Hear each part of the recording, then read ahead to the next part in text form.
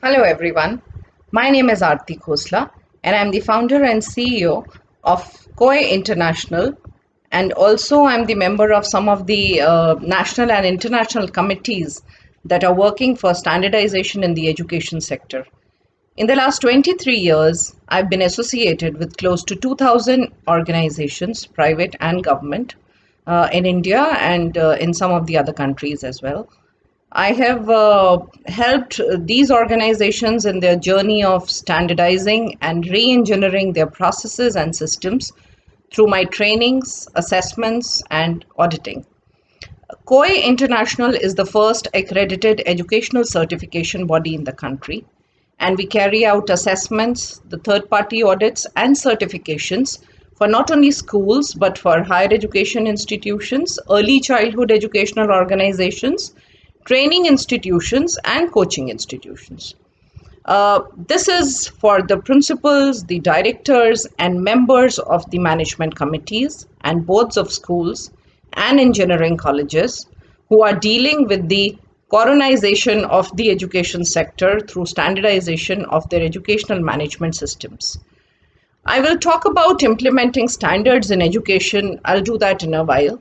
But let us understand why organizations standardize their management systems. Because they wish to improve the efficiency and effectiveness of their processes. They wish to strategically align them to ensure stakeholders' satisfaction, increase flexibility, increase productivity, and create competitive advantage. Standardization of the processes ensures continual improvement of the system and growth of the organization. It has the power to change old structures and reach innovative ways to bring significant benefits to the organizations. As we all know that education differs from many other sectors in a way that a successful educational process maximizes the chance that a learner will succeed. The effort and capability of both the learner as well as the organization, they are the two crucial variables for the entire educational process to be successful. What does learning involve? It involves the internalization of knowledge, methods, and skills. It is the educational organization which stimulates this internalization and provides the framework, the inputs, the processes, and learning resources for this skill building to take place. Now, that is why standardization is needed in this sector. A standard which can aid the stimulation of excellence and innovation. A standard which can develop a culture for organizational improvement. A standard which can help in aligning your organizational objectives, your activities with your policies. And a standard which can help you enhance your social responsibility by providing inclusive and equitable education to all. There is a critical and a continuous need for the educational organizations to evaluate the degree to which they meet the requirements of their learners and other stakeholders in order to improve their ability to continue to do so. And they can do this by aligning their educational systems to a validated, time tested framework. And this framework has to be in the form of a standard which is widely accepted and which can give the assurance to an educational organization that it is not only ensuring compliances but is also continuously moving on the path of innovation and excellence. This improvement framework that I'm talking about today is the standard called EOMS, Management Systems for Educational Organizations, ISO 21001 2018 standard. It's a common management tool that has been adopted by around 170 countries across the globe.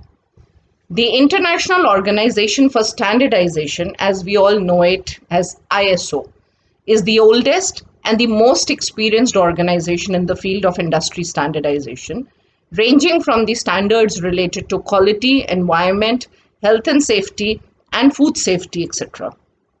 ISO has proven to be a global benchmark of standardization, which impacts the businesses, organizations, policymakers, and various regulators around the globe.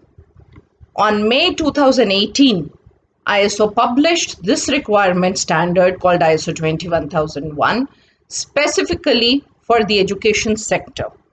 This standard is intended to help educational institutions work on their continuous improvement path by applying a robust standardized management system and improving and enhancing their educational services and products. Around 86 experts from 39 different countries, the national standardization bodies, they were involved in developing the standard with some added participation of stakeholder organizations from various educational sectors. Standard has been adopted by around 170 countries, including India, as I've already told you all. Our national standardization body being the Bureau of Indian Standards. The most important fact about this standard is that it's applicable not only to schools, but it's applicable to every organization that's using some curriculum to deliver. It includes schools, colleges, universities, training and coaching organizations, and also the pre-education system. This month, we will complete 2 years of the publication of this standard. And you must be wondering how come nobody heard of this standard available for the education sector. I would like to thank the virtual learning platforms that are available to all of us during this lockdown period. In fact, this helped us explore an opportunity to reach out to more and more educational organizations and create an awareness about EOMS. In fact, in the last 40 days, we have trained almost around 300 people from various parts of the world. Actually, the problem is that in many countries, there is no diploma or a degree course available which can teach about the importance of standardization. Our future entrepreneurs, our executives, engineers, or even educationists, nobody knows why this is needed. We need to familiarize our future generations on how to use standards and how to take part in standard making process. They need to actually own their systems. Probably with this, they will, from the very beginning of their projects, adopt a process approach. Even if someone decides to set up an educational institution, right from the stage of the infrastructure planning to curriculum design to competence mapping of educators and non-teaching staff, everything would reap full benefits that standardization can offer. What stops the educational organizations from adopting a standard? The answer is comfort zone. We all get so comfortable doing reworks. We feel happy spending time on training each new person. We get so used to repeating our mistakes. In fact, we gain expertise to find new solutions to the same problem every time. Instead of planning and preparing well, we are okay with facing consequences. In order to save that one-time effort which is needed to establish effective and transparent systems and getting them validated by a third party, we don't realize how much time we are spending each day on the unproductive and inconsistent activities. In the absence of standardization, we have no measurement of how effective our processes are. In fact, a bitter truth is whatever you talk about your scholastic processes, your co-scholastic processes, assessment of learners' performance, research and publications, managing your educational infrastructure, staff recruitment, continuous professional development of your people, everything that we are doing in the educational organizations is not being done the way it would suit the learner's needs. Rather, we do it the way our immediate bosses want. We do it the way it pleases the management. That's the irony. Right now, the whole world, it's a crucial time for all of us, especially for the education sector. Our board examinations got stuck, nursery school admissions, entrance tests of various universities, and competitive examinations, among others. They're all held during this period. As the days pass by, with no immediate solution to stop the outbreak of COVID-19, the school and university closures will have an impact on the continuity of learning for more than 285 million young learners in India alone. And if you want to know about the figures of the whole world, nearly 1.3 billion students are impacted only by school closures in 186 countries. The bigger concern today, however, on everybody's mind is the effect of this disease on the employment rate.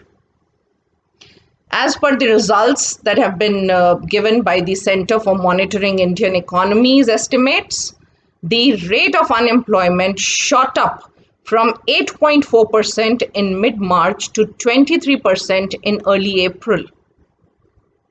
Many schools and higher education institutes, they've now initiated innovative technology-based learning models for effective and continued delivery of education. We need to find ways so that we are able to build a resilient education system in the long term. In this time of crisis, for the capacity building of young minds, a well-rounded and an effective educational practice is what is needed. It will develop the skills that will drive their employability, productivity, health, and well-being in the decades to come, and ensure the overall progress of the whole world. Education is not going to be the business as usual. Based on the guidance from the World Health Organization, very recently, just about 6 days back, UNESCO, UNICEF, World Bank, and the World Food Programme, they've together released a framework for reopening the schools. And this is giving prominent attention to not only the health and protection measures, but also to standardizing our educational practices. Schools and colleges will have to focus more on practices that compensate for the lost instructional time, strengthen the pedagogy, and build on hybrid learning models such as integrated approach in remote and distance education. During the last few days, as we all are being very creative these days, I have myself tried to give COVID a new name that fits in the education sector. For the educational organizations, COVID would mean changing organizational vision, intent, and decision making. The educational organizations will have to focus more on the intent, implementation, and impact. COVID can be called as a revolution, and our educational organizations, they can be the change makers. Development of core life skills is going to be the foundation of future-oriented education. Educational organizations will have to re-strategize, redesign their systems. They will have to create a culture for innovations. During this entire lockdown period, I'm sure a lot of learners would have explored several platforms where content is available. So content is no more going to be a challenge. What they would now need from you is the right direction, skill-based inputs, support, and facilitation from their educational organizations. Earlier, the most important measurable indicator for any institution's performance used to be the academic performance of its students. This measurement focus will now be required to be shifted to more important areas like health and safety requirements, learner satisfaction, learners' happiness index, reassignment of currently employed people, effective communication arrangements, handling complaints of learners and other stakeholders, achievement of learning outcomes, correct provision of support services, acquisition of competence on completing the required curriculum, monitoring of psychosocial factors, probably like possibilities for development, work life balance, stress, burnout, bullying. These are going to be the critical areas. Post COVID, running your institution without standardizing your practices might turn out to be an operational nightmare. The EOMS standard guides you that as a leader, you need to demonstrate a high level of commitment, a commitment to your social responsibility and your vision and mission, a commitment to promote the use of process approach. Let all your members of the institution know that they will have to adopt the process approach to manage all their interrelated activities that they perform so that measurable results can be produced and you can continuously improve the performance of that. A commitment to promote the use of risk-based thinking. You need to encourage the preventive methodology, have mitigation plans for each risks. The risk can be related to probably the environmental factors like our existing situation. They can be related to social factors, maybe technology.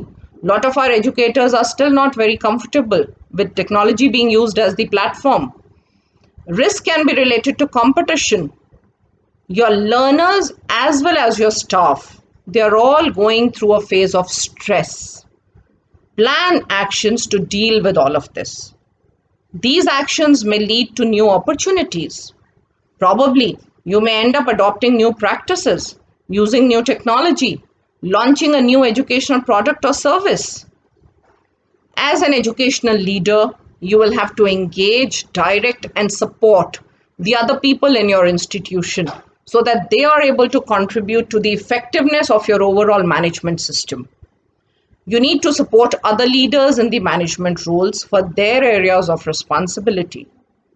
You will have to ensure that the learners' educational requirements, including special needs, they are identified and addressed. You will have to develop a strategic plan for your organization. It's difficult to talk about all the requirements of the standard in the next 5-10 minutes. However, around 10-15 broad requirements I will try to quickly touch upon. Those requirements which an educational organization will have to comply with. The first one being the most important one, you will have to regularly review your curriculum and enhance the experiential learning. Professor Peter Diamandis had once said that between 2016 to 2022, there will be as many changes due to exponential technology growth as between 1900 to 2000. So more than 2000% growth. And this makes it all the more important that we regularly update our curriculum. Design and development of your curriculum has to be verified and validated. Instead of just following the academic calendar or the planner, have focus on process approach and establish authority, responsibility, and accountability for managing the processes. Ensure that regular monitoring and evaluation of your policies and procedures happens. Other than the academic results, we must know what are those other areas which need to be monitored, evaluated, or measured for improvement. Monitor and review information about your interested parties and their requirements. Your goals will have to be aligned with the vision and mission of your educational organization. You need to establish measurable objectives and make a plan to achieve them. Provide and maintain safe facilities for learners and human resources, even if you're using the digital spaces. Ensure control of the entire documented information that's available with you. Promote collaboration throughout your organization. In your operations, have structured planning so that there is no rework, there is no repetition of work. Make sure that the needs of the differentiated learners, they are considered. I always wonder, how can we have the same teaching plans for each learner when even two siblings in the same house, they are not same? You will have to ensure that your staff demonstrates ownership and commitment. Improve the accessibility of your educational services. Ensure protection and transparency of the learner's data. Monitor the satisfaction of learners and other beneficiaries. Monitor and measure the key indicators and use the results of this analysis for improvement. These are some of the broad requirements that I've just tried to touch upon. And you must be wondering what all processes or what all areas of an educational organization the standard covers. So my only one answer to all of this is the standard covers every process from the chairman to doorman. The entire system of your educational organization gets covered. There are around 11 principles based on which the standard has been developed and it's focusing. And those principles include some very, very important aspects like visionary leadership, like engaging people, like improvement, evidence-based decisions, managing your relationships, social responsibility, and something like, which is very, very important, that's ethical conduct in the education sector. I think we all need to together try to transform our education systems and help the policymakers of our respective countries in taking evidence-based decisions which are going to help our learners tomorrow. And as you all know, our actions are always consistent with our beliefs. So if you believe that you will be able to strengthen your system for the benefit of your learners to come out of this current situation, then your mind will surely think on growth. Your actions need to be diverted to a growth mindset so that your beliefs don't get impacted. Please use this time to be better prepared for tomorrow and own your day. Thank you very much.